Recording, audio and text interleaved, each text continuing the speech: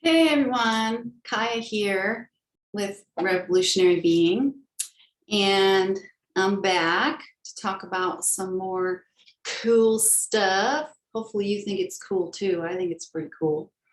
So today I want to talk about spiritual genetics, karma, and the seeds of destiny.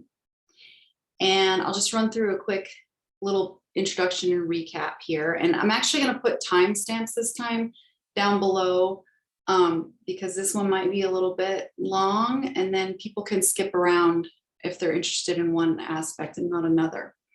So in one of my recent videos, I talked about aspects of our subtle energy system as light codes that form a sort of patterning that shows up as sacred geometry in the fourth dimension. And these patterns arise uniquely from within each energy center or chakra, and they become our plug-in points for interaction with the quantum field. So we plug in based on how we interpret or perceive these energies. But these energies, before we're at that subtle level of perception, mainly show up through our outer experiences that trigger bodily sensations, thoughts, and emotions. So these patterns and how we relate to them also determine our soul's life wave trajectory through time-space across lifetimes. So today I want to take this into a deeper explanation metaphysically as to some of our energy layers and bodies, as well as give some practical tips for working your way into a more subtle relationship with yourself, your field, your karma, and source from the outside in, from your more superficial material layers to your more subtle layers. So hopefully nurturing a more conscious relationship with your soul's trajectory. So first and foremost, the most important foundation to have before embarking on this type of inner journey is to develop the I am consciousness. And I talk about the I am consciousness a lot. But this is basically developed at first just through a witness, just through developing your what we call the witness self. So you have to develop a dimension of your mind that can witness and observe your experience in all its ups and downs and everything that it goes through. So this part of your mind can actually, once you develop this dimension of awareness, it can actually observe you caught in your conditioning. And it gives you sort of an extra dimension to, well, first of all, learn from your experience over time, and also nurture a less reactive state to that conditioning, and hopefully a less perpetuating of that karmic material. So over time, and of course with other layers of awakening, for example, through transmutation or through the raising of Kundalini, etc., this witness will become the higher self, or the Atman, as we call it in yoga. So through practicing equanimity and nurturing spaciousness in the mind, this witness becomes more and more grounded in universal consciousness. And this part of you will be able to decipher between karmic conditioning and your soul's destiny and guide you accordingly. Over time, you begin to maintain a more continuous state of consciousness that is connected with the Brahman, or the source, or the universal consciousness, or the Tao, whatever you want to call it. So this aspect of you that starts out as a witness or an observer slowly develops and expands into this Atman, or this capital S self. I call it the self, right? So you could call it your true self, you could call it your higher self, but in the beginning stages, it's just a witness. That's all it is. It's just practicing an extra dimension and spaciousness to your experience that observes and witnesses. So the point is, because we all have different varying degrees and levels of how, conscious we are from moment to moment, or how continuous that state of awareness is, right? Because we all kind of go in and out of our conditioning, get into reactive states, sort of lose consciousness and end up reacting and acting on those reactive states at times. So, but the point is that you are practicing being conscious and practicing not being completely absorbed and identified with your conditioning to the point that you're lost in a reactive state. So as we practice that more and more, this I am consciousness gets stronger, and especially through the other practices as well, you actually kind of give birth to this higher awareness, if you will. So, and this gives you the opportunity to choose new pathways outside your habitual conditioning, which in turn unlocks the seeds of your destiny. So you can start to track your karma and your experience and your traumas. And there's actually threads in there of your destiny. It's training you towards something if you can get into that higher awareness around it. So, and this is especially true over time as you move into more subtle levels of awareness with your material. So this whole process, this is the foundation, okay? We have to have this witness self is how it starts. This awakened conscious self, we have to have this as a foundation for all the other work. It's the foundation. And it's what we're always coming back to over and over and over and over again. So this whole process happens partly through the causal body. And the seeds of our karma, along with our destiny, are contained in our causal body, which determines our trajectory at these subtle levels. Like I'm saying, our trajectory from lifetime to lifetime happens at this causal level. So what is the causal body? The causal body is an energy body contained within the innermost sheath or veil of our energetic anatomy. So in the classical Hindu tradition, these sheaths are called koshas, and there are 5 of them. There are 5 sheaths, and there are 3 energy bodies. So the 3 energy bodies are the causal body, the subtle body, and the material body, but they're contained and interconnected through these different sheaths. And these sheaths or layers or veils can almost be seen as like different dimensions of experience or existence. So the sheaths kind of permeate each other. You can't really separate like the causal sheath from the material sheath. They are interconnected. And at death or shortly after death, you go through a process of sort of burning off and burning through karma. And the material layer condenses into the astral or subtle layer, and then the subtle layer is going to condense into the causal layer. So the causal layer, the causal body, is the subtlest body of your individual self that goes with you from lifetime to lifetime. So as I've been mentioning in recent videos, humans are a type of toroidal field with this central channel, right, called the Sushumna in yoga. The central channel is that flow of source energy, right? So the causal body is within what they call the Anandamayi kosha or veil. And it's our first energy body or the first energetic sheath around this source flow. So, but because we're kind of a portal, right, from the micro to the macro and macro to micro, as above, so below, because we're this type of toroidal field, as I've said before, the innermost sheath from within is going to be the outermost sheath from without. So if you go within to your core and you get into that source flow at the center, we form around this source flow. We're almost like a singularity that forms around this infinite source.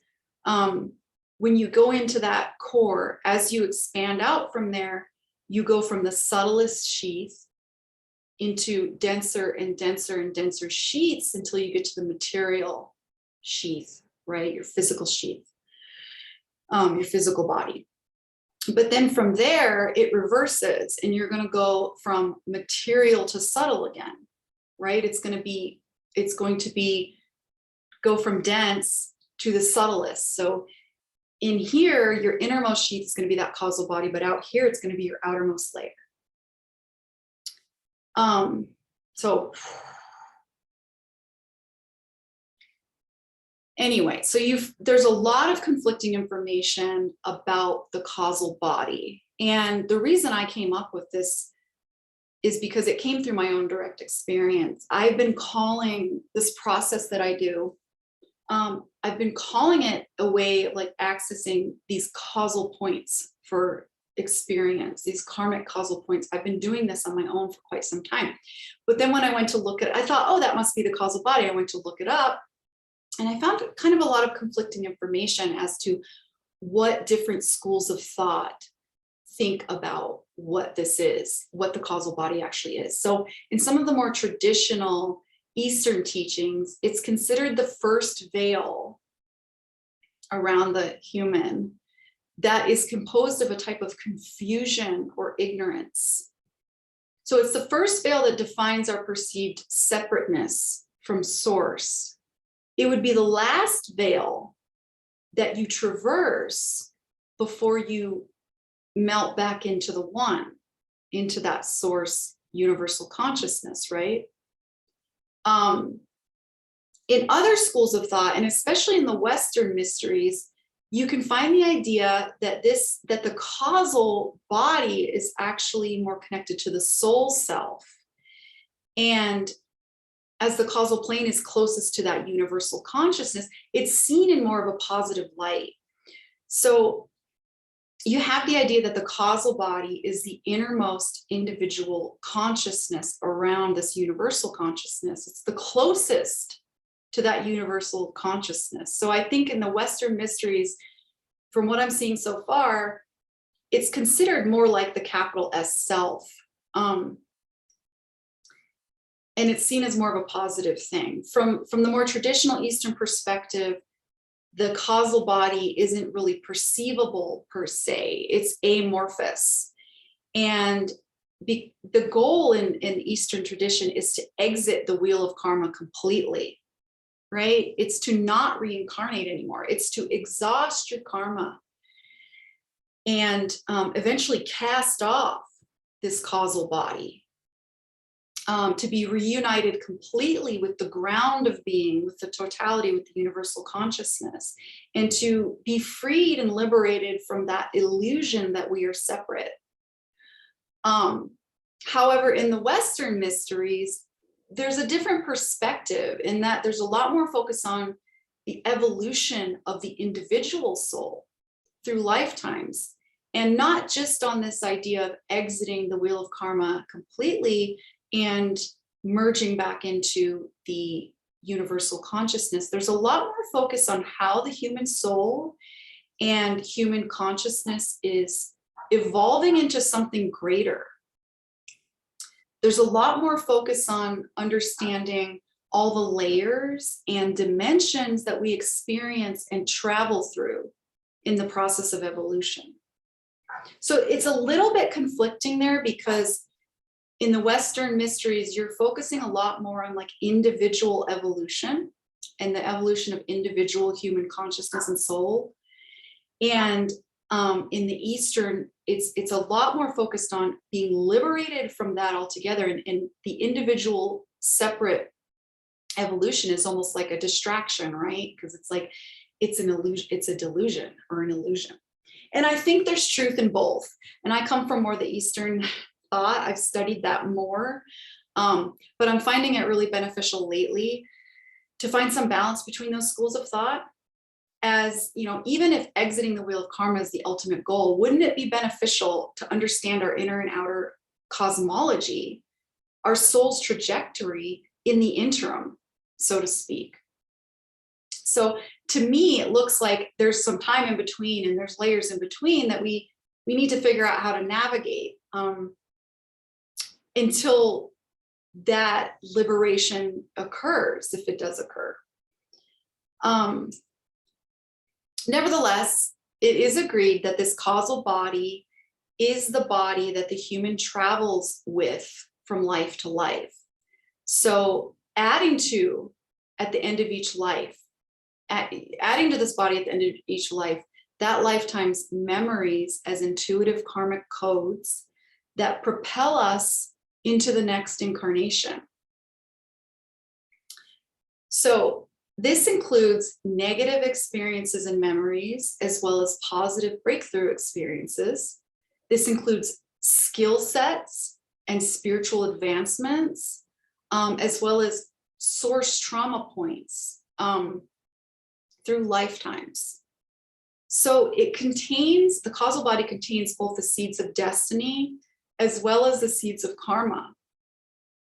Well, you can think of destiny as part of karma in a way, but what I mean to say is the seeds of destiny as well as the seeds of what we would perceive as like negative karma or negative memories or traumas and things like that.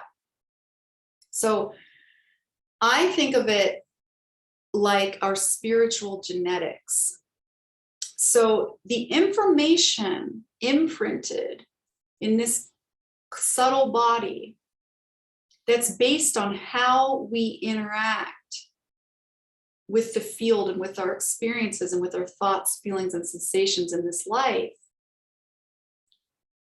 determines our trajectory from one incarnation to the next. So I think spiritual genetics is a very good phrase for it. It's got, just like physical genetics, it's got the codes, it's got the seeds and the codes for how your astral body is going to form in this life, how your material body is going to form, what experiences you'll be born into and attract, what thoughts, feelings, and sensations. It's kind of got your soul's conditioning in a sense. But you still have free will over how you respond to those seeds as they sprout, right? So that's the power we have. It contains the seeds that become the patterns that I'm talking about, that the plug-in points through our chakras. So it's really important to note at this point that our seeds for destiny, our seeds for waking up, are inextricably enmeshed with our karma and also our suffering. So we access our destiny through working directly with our karma and through going through our suffering with that awareness, right? We often develop and reveal our greatest potential, our greatest spiritual skill sets through the diving into our points of suffering and in turn unraveling ourselves from that karma. So all that stuff is contained in this causal body, and you have your suffering and your karma propelling you, but you've also got this destiny, because through that suffering and that karma and all those experiences, you have developed certain skill sets.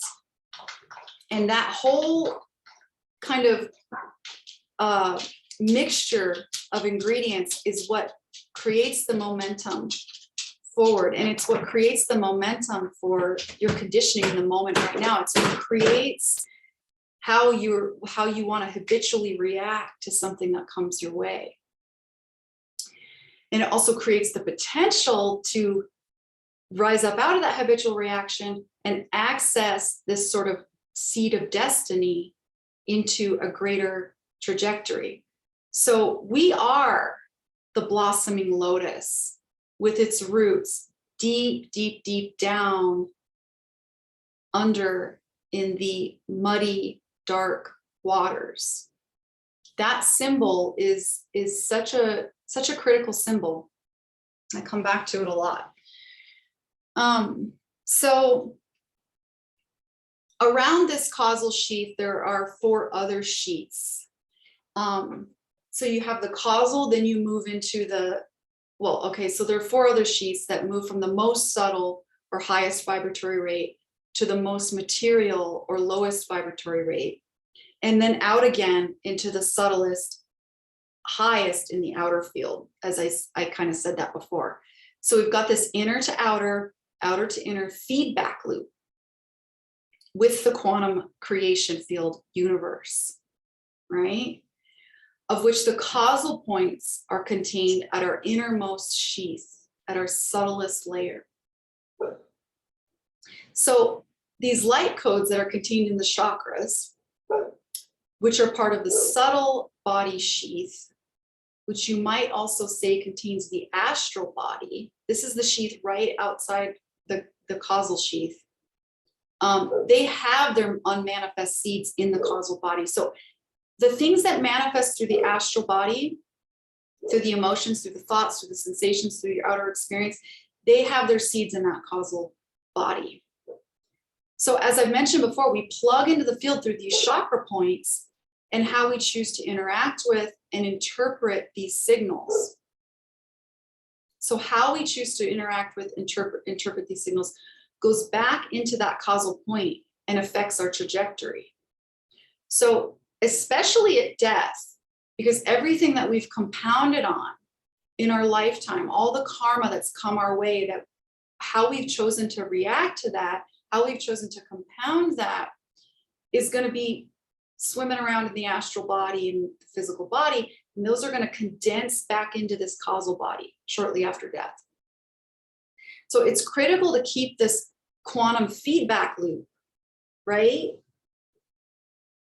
And where those interfaces are and how that works in mind as experiences manifest in our lives. Because if we are paying attention and can track our subtle sensations or even our habitual reactions, we can directly affect how our causal seeds sprout, or whether those sprouts become a full-on, forest, or whether they, what they turn into. Because like I said, the seeds contain both for destiny and both for karma and suffering. So depending on how we interact with that as it sprouts,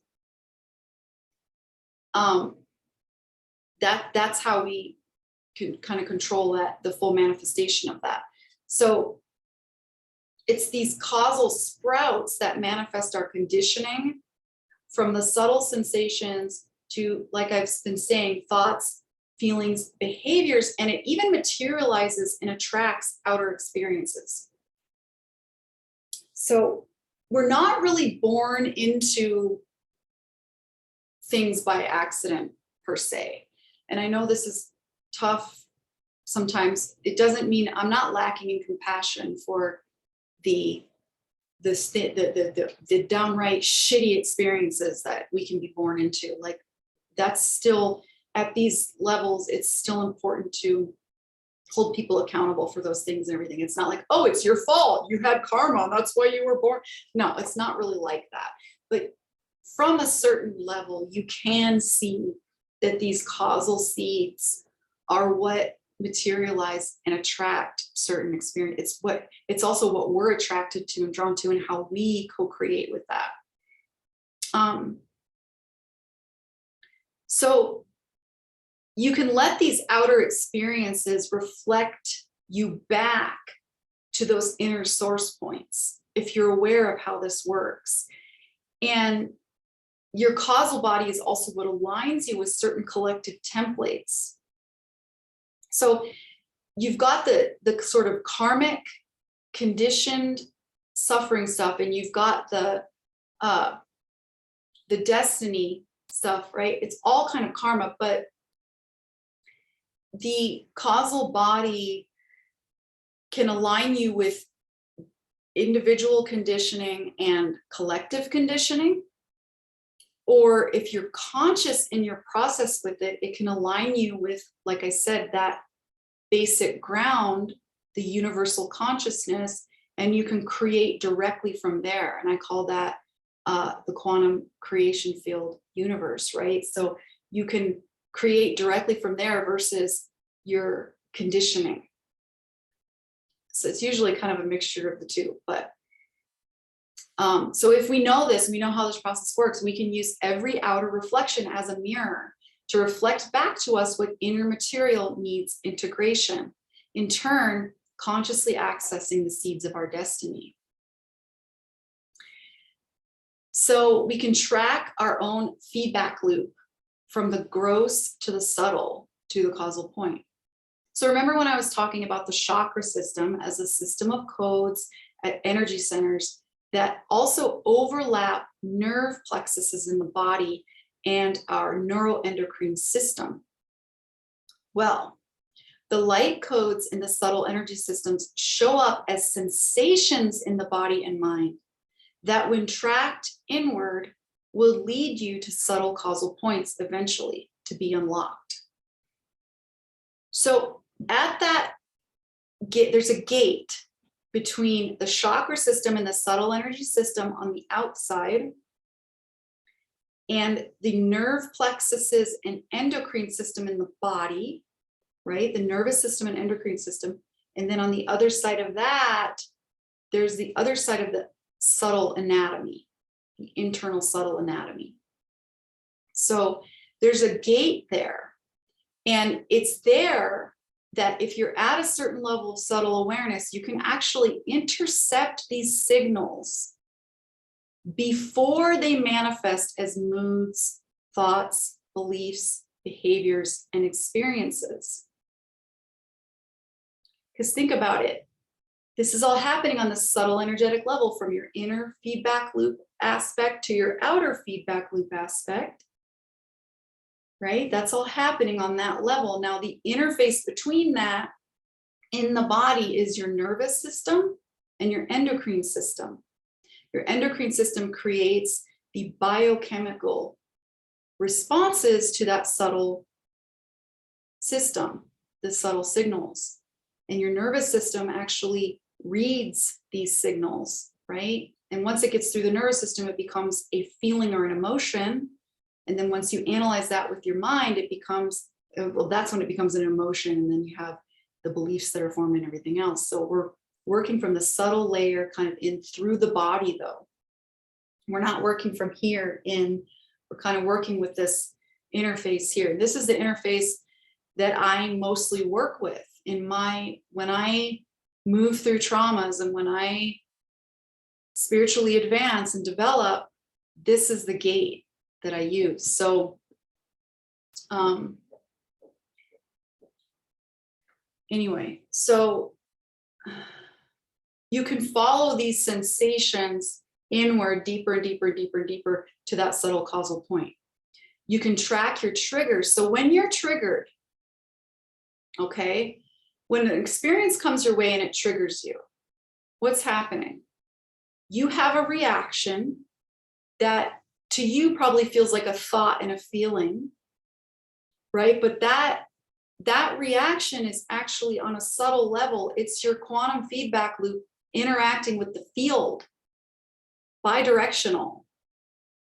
So once you're at that level of perception, you could almost say that that subtle input output mechanism came before the experience came your way. But when that experience comes your way, you have that opportunity to react out of conditioning, or you have the opportunity to respond in a new way. When you react out of that conditioning, you're using your feedback, your inner feedback loop, to send a signal back out.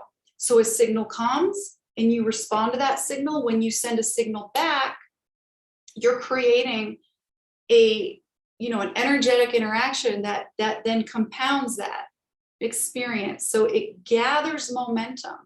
And in this way, it gathers momentum across lifetimes. So instead, when a trigger comes your way, you can recognize that and go, oh, okay, there's a trigger. There's that internal sensation. Instead of feeding that internal sensation and pushing up against it or putting something back toward it, I'm going to follow that inward. So you follow it inward deeper and deeper, deeper into more subtle and subtle layers until you reach what I call the causal point. Now it's up for debate whether this is in the causal body or the astral body or whatever, but it is somewhere very, very deep inside and in the subtle layers. And it's also usually contained in the body somewhere, because like we said, that causal layer is what manifests and creates the physical body. So when you get to this point, it could be a memory or a trauma point from this life, or it could be from a past life. And this process works really well for pre-verbal trauma and past life memories, because those memories and those traumas are not in your regular memory pathways. Pre-verbal trauma, something that, for example, happened at birth, which I'll talk about in a little bit. Something that happened before you learned how to talk, before you learned how to form concepts, and before your hippocampus and parts of your brain learned how to form conceptual memory. Those types of memories and past life memories, you can't use your normal brain pathways to get there. You're not going to be able to talk and figure it out. It's only going to show up as subtle sensation in the nervous system, right? In the body, but in the subtle layers of the body, in the subtle bodies. So with preverbal trauma, you go basically through the limbic nervous system. This is like the primal nervous system. And I found that that pathway is actually really similar to the pathway with past life memory, because when you go into the primal nervous system and the primal emotional system and the limbic nervous system, you're working with subtle sensation. You're working with sensation that's not really linked to concepts. And it's the same with past life memory. It's very subtle, and they're both contained in that kind of subtle causal imprinting. So I have a story along these lines. Well, I actually have quite a few stories, but I'm going to share one story with you today. I had a certain particular pattern. It was a relationship pattern that I noticed at some point that I was carrying from relationship to relationship. And it wasn't even long-term relationships, but just like dating. And I noticed it started getting to the point where it would come up really early on. It would come up with people that it really wasn't appropriate with, like people that I wasn't necessarily supposed to be forming an attachment to. That's a whole nother conversation.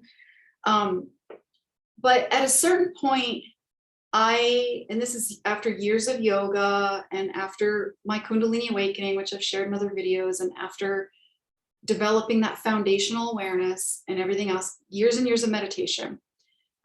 So I had a really strong foundation at this point for understanding my own experience and navigating deep inner pathways. But this was actually one of the first experiences where I really fully remembered something very preverbal, something primal, something subtle. And what started happening is I just was watching my behavior, my outer behaviors, and how I was reacting and responding to relational stuff. And so I spent probably 2 years or something just in my meditations conjuring up those behaviors and those experiences and then following them inward. And like I've been saying over and over again in this video, it really was just a matter of like seeing it in my psyche and then just resting deeply, like underneath, like what was underneath that. It was not a thinking process. It was not an analyzing process. It's a feeling process. It's a sinking in with your awareness. So I was doing that. I was doing that over a couple of years' time. And I was just sort of like navigating all these internal sensations around that behavior and that experience. And at a certain point, I got into a long-term serious relationship, and I was in this relationship for about 3 years. And I was very, very attached to this person and this person's daughter. And so that relationship got really deep into whatever that place was that I was kind of investigating. And again, I watched these patterns unfold, and I watched my behaviors repeat. I watched the whole thing repeat again, and it had been repeating already. So when we broke up, I was able to, all that work I had done in sort of exploring that internal psychic space and the internal space of sensations. And I didn't know at the time that this was my limbic system, but I was getting into those primal feeling spaces and just staying objective and witnessing all that.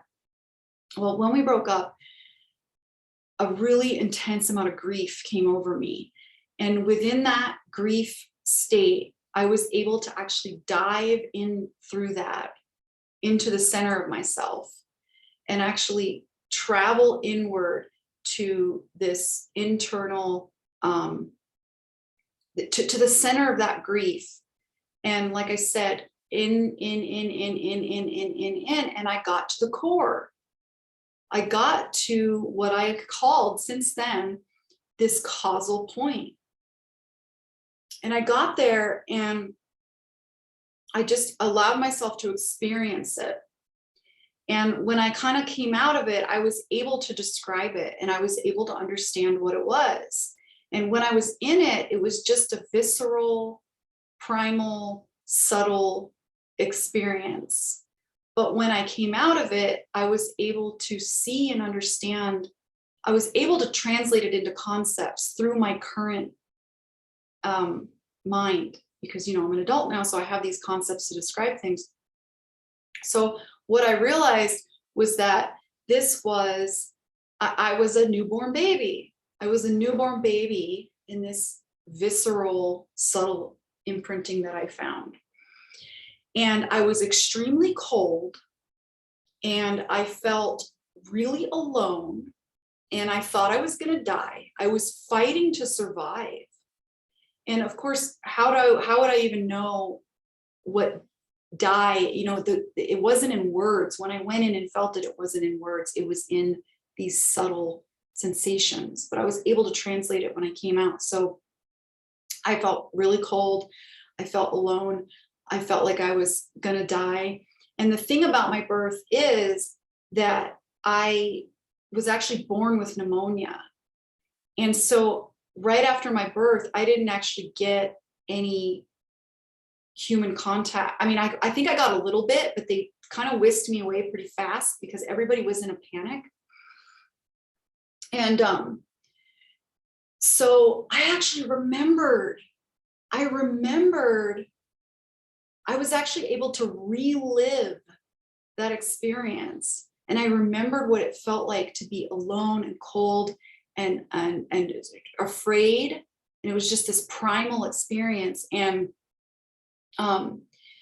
then I got this whole download of how that experience led to this trajectory throughout my whole life in this life, and how I learned to armor, and how I learned to protect myself and cover up my vulnerability, and how I formed this really anxious attachment style that was, you know, covered up by the avoidance and stuff, but sort of compounded in all these weird layers.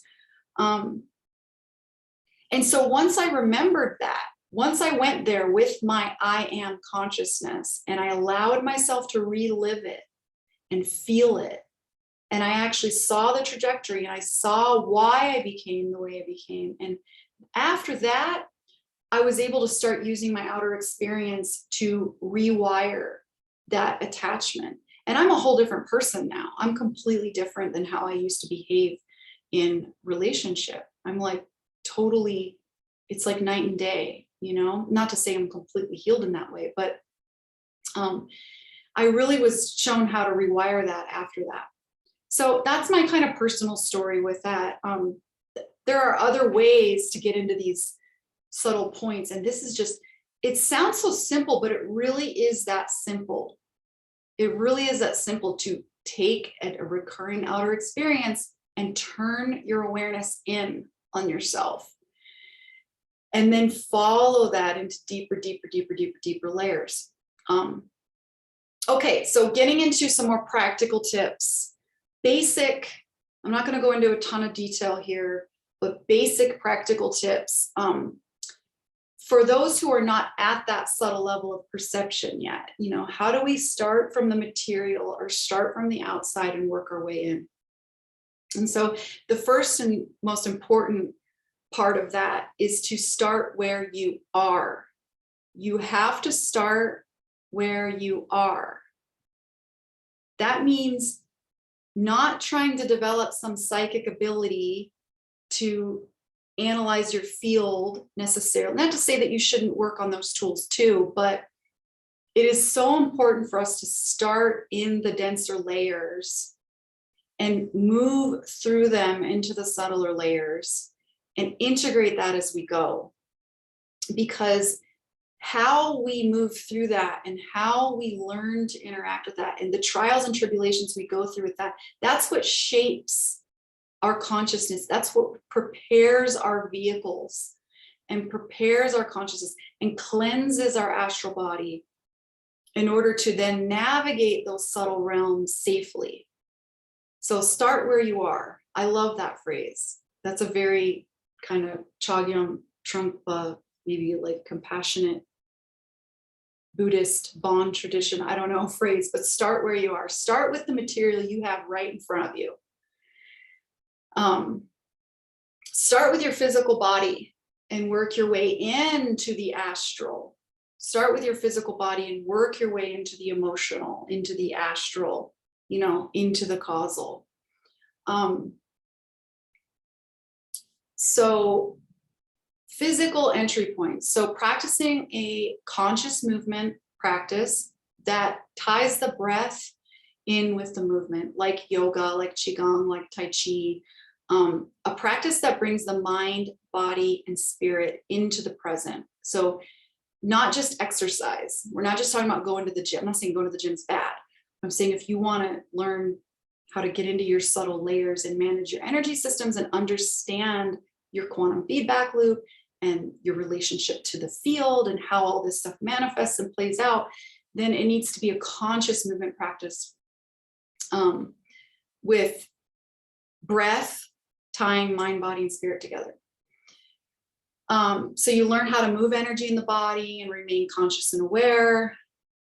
You'll begin to see how emotional energy is actually contained in the body. This is a really important step. And for severe cases of like somebody who's really out of body, and a lot of people are really out of body and they don't realize it. You think you're in your body, but you're not. You're not in your body. And you have to go through the physical body to get to these subtle layers. And it's actually, you're actually kind of turning the physical body into your spiritual bodies at some point. So for people who are not in their body at all or are very uncomfortable in their bodies, you have to spend a lot of time kind of building up tolerance, right, for body awareness. You have to be very gentle about how you build up that tolerance. You have to build up a tolerance for internal sensation through the felt sense, slowly and gently. And one thing that really helps with that is identifying neutral parts of the body. And in Vipassana practice, they use the palms of the hands and the soles of the feet. So when you're getting to an experience in your body that is really uncomfortable, you can find that neutral spot and rest your awareness there. So as I mentioned, a Vipassana type body scanning meditation is so crucial at this stage. Taoist practices for recognizing emotional energy in the organs can also be helpful. Cleansing the body, fasting, starting to notice the overlap between your physical habits, like your relationships to food, your habits with food, and your emotional states. and where that is contained in the body. You know, if you want to binge out on crackers because you have anxiety, okay, dive into that. Look for where that sensation arises in the body. Look for where that binging on those crackers or that chocolate or whatever, look for where that manifests in the body after you've done it. And then take your I am consciousness, take your objective awareness and rest it on that spot. Maybe it's right here. You just rest it on that spot, right? And there's a lot more to that than just wanting to eat to distract yourself from that emotion. There's a lot more emotion under there than just anxiety usually. There's other emotions, and those are, it's actually a type of conditioning or consciousness that's stored in the body. Okay, so at the mental level, the entry points at the mental level on these basic levels. So when you are having thoughts that are intrusive or that put you into a hyper aroused state, meet them with observation and equanimity. So try to diffuse yourself, your witness self, or find some spaciousness between your witness self and your thoughts. This takes time and effort. It really does. And it takes practice when you're not triggered. You need to create some kind of discipline where you practice this when you're not triggered, because trying to practice it when you're triggered is the most difficult thing. It's very difficult when you're over-identified with certain thought processes. And it's important to mention, like, this is different than disassociation. So you're still in contact and you're still open, right? You're not cold and detached. You're open to those thoughts, but you're doing your best not to react. You're watching them in a sense. If the thoughts are subconscious and possibly attached to a more repressive pattern, then you want to apply curiosity and friendliness. So you want to investigate these subtle narratives with friendliness. You want to become sort of like a self-scientist. You know, I'm going to go in there as a scientist and sort of just like get this stuff out, like radical honesty all the way. Let's get it out. Let's look at it. Like, what's this fear about? What's that thought about? What's that, you know? If it's at that subtle subconscious layer that's sort of pushing something else down and you can tell. So you want to be able to look into yourself without getting completely absorbed and going unconscious. Now, on the other hand, oh, never mind, I already said that. So when you're in a mental place with your material, it's a good time to apply pranayama and meditation practices, which there are many different techniques for. But the basic is just watching your breath and watching your thoughts. Keep it really simple. Keeping it simple with this stuff is so much better than getting into like a million different techniques and stuff like that. I know there's a million things out there, but it really is simple to do this stuff. It's simpler. We make it difficult, we make it hard, but it is very simple. So with the thoughts, you always want to be trying to rest more deeply into what's underneath. So again, this is where it's not a disassociative type thing. It's, if you're in a hyper aroused state, you want to kind of find spaciousness and objectivity, but if you can, if it's not too hyper aroused, then you want to investigate, okay, what emotion or what feeling is underneath this thought? Or what sensation can I find in the body underneath this thought, right? So we're always trying to go sort of underneath and investigate on a little bit of a deeper level.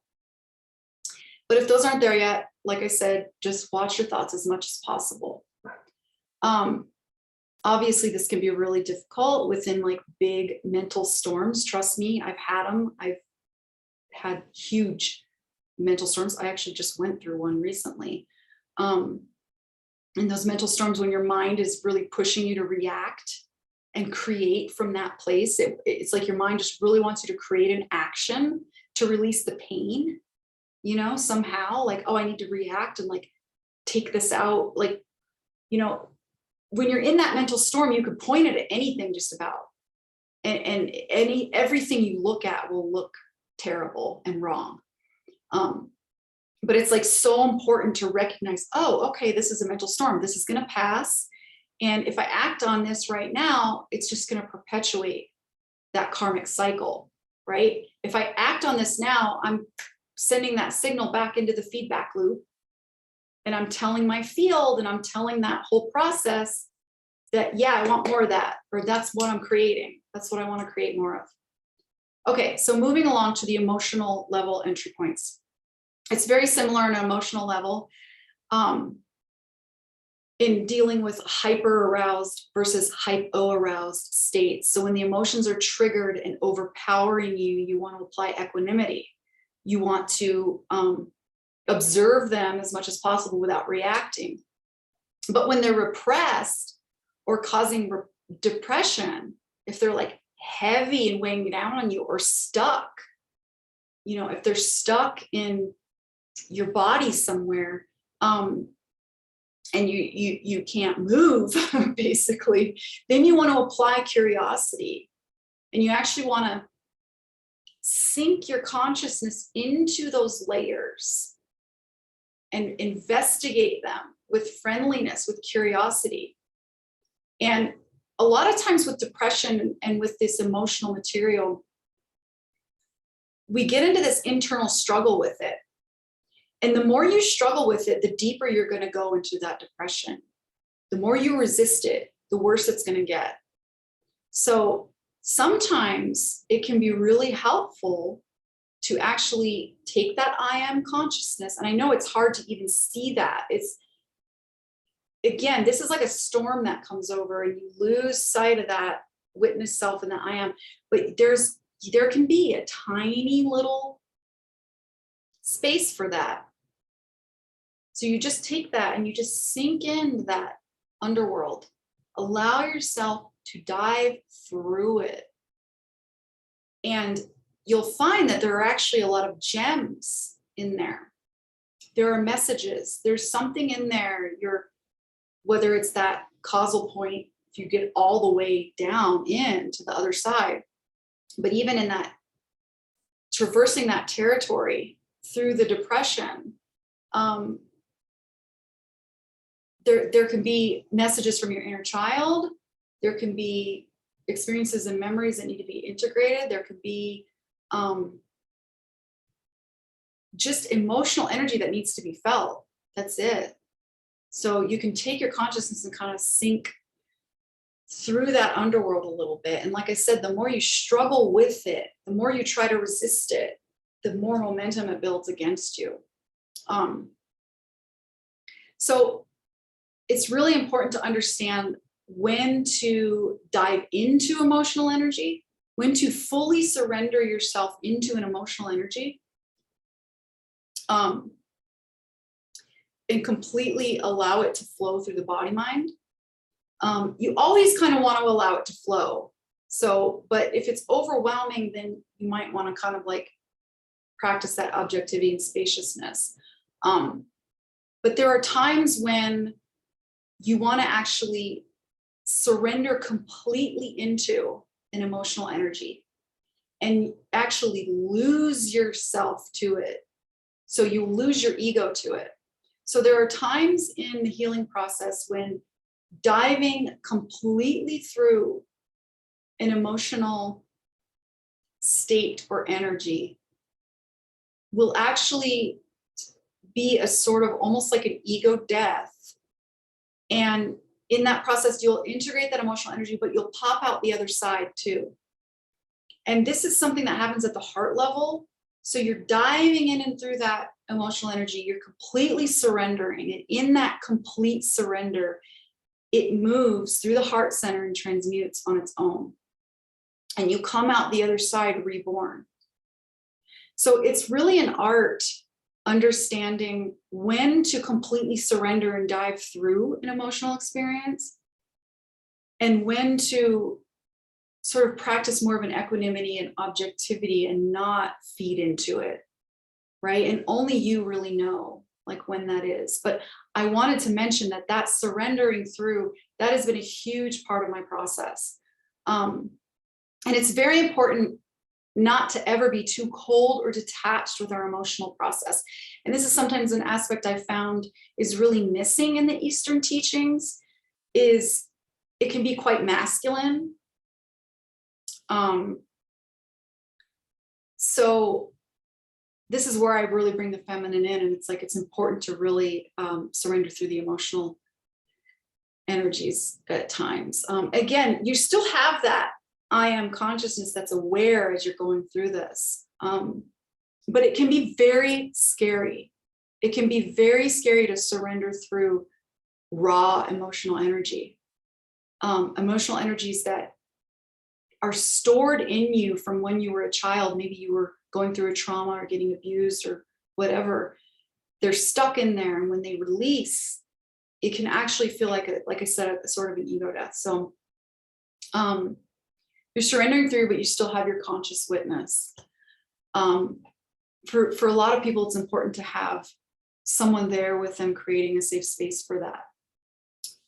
So in conclusion, we can access both the seeds or causal points of our karma and of our destiny through our subtle anatomy, through working our way from the material to the subtle layers of ourselves. Through working with our quantum feedback loop, we can unplug from false conditioning, both collectively and individually, by working directly with our suffering, and master our soul's trajectory within the quantum creation field universe. All right, everyone. Let me know if you have any questions. I know this was kind of a long one, and it's actually maybe a little bit dense. But this is the way it came through. Please hit the like button, subscribe if you enjoy or are interested in my content. Leave a comment for me. Check me out on Facebook at Kaya Marie.